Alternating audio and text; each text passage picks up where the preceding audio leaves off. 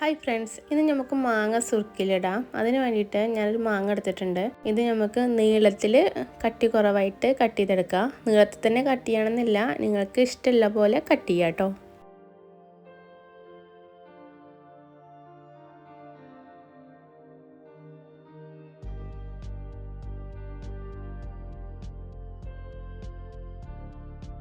എരിവിനനുസരിച്ച് പച്ചമുളക് എടുക്കാം.